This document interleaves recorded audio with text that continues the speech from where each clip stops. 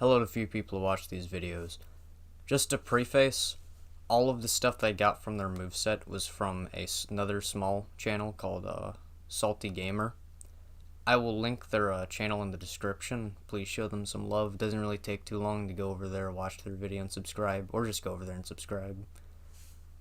But anyway, to get into the video, it's about the new character, Warmonger. If you don't really play For Honor very much, pretty much everyone just thinks they're a reskin of an existing character. Just because, yeah, it's looking like it. It really is, just because they've got the same weapon. Like, Warden's got the longsword, she's got his Zweihander, which really same thing, one of them's just German. Unfortunately, though, in her idle stance, she isn't holding it in two hands. She's got kind of like the fucking Centurion pose, where she's got the sword behind her and she's got her hand out in front, which is a little stupid. Not gonna lie, but you know, I guess it makes her look cooler. She's also hunched kind of like PK, so at least her idle stance isn't stealing from other characters. But her light and heavy, same exact as Warden. Like, the animation, like literally exactly the same as Warden's. All of her other animations pretty much are just ripped from other characters. Pretty sure the light riposte from the bash is from Warlord, like his light riposte. The like skewer thing she gets from a parry, that's from Apollyon. Same with her side dodge heavies, I'm pretty sure also from Apollyon. Pretty much she was like introduced as the Apollyon impersonator, like whenever the season started. Just no one thought she was going to be the new character because Apollyon was a Warden clone from like the campaign. But you know, they made it a character. She's got the same bash and everything, so she's probably just gonna be another like bash heavy character, kind of like Warden. Moving on from the animations, the damage that she does really isn't too good. Like, from the bash, it's pretty simple. For the level 1 bash gives 20 damage with the light riposte, and then the level 3 bash gives a top heavy for 40 damage, pretty similar to Warden. It doesn't seem like she has the same vortex though. I mean, like, she can bash, do the riposte, and then bash again. Which I hope she doesn't, because, you know, that's a little toxic, I'm not gonna lie. But the side dodge heavy, what's really got me fucked up, it's gotta be like a full second. Like, it's really slow, it only does 30 damage. Which, not really sure why, because, like, it may just be because you can do it at neutral, but, like, it's a 30 damage unblockable. That's, like, a full second. We haven't really had a frame check for the character yet, so I don't really know the exact numbers for it, but her zone seems to be pretty unreactable, so it's either it's 500 milliseconds and the animation's really bad, or it's 400 milliseconds, and yeah, the animation's still pretty fucking bad. But either way, it's going to be hard to react to the zone. You can also combo from it.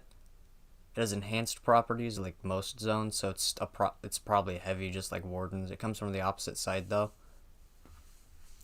But since there is now a heavy light chain, you can do a zone into light, which is pretty nice. I'm guessing you'd really only use it though after you like a guard break to try and get a light, although I'm pretty sure people just parry it because it's kind of just like a standing Warden light, because they didn't bother like making a different animation, because, you know, fuck that. Overall though, even though like the heavy light chain is pretty cool, I'm guessing people just aren't going to use like her unique moves. By that I mean like unique, not Warden moves, too much, just because her bash is just going to be superior in every way, just because it's going to be unreactable, just because you have the 3 different levels you can do. You can also feint it just like Warden's, which it makes sense that you can feint it, but you know, people are just going to be using only the bash pretty much. People aren't going to like bother trying to use like the unblockable because it only does 30 damage. If someone's out of stamina, they probably will just spam that shit like BP with that Donche Cortom, you know, like that shit. I'm not sure where out of stamina punishes is going to be, but they're probably not going to be very good just because all of her stuff really doesn't do too much damage.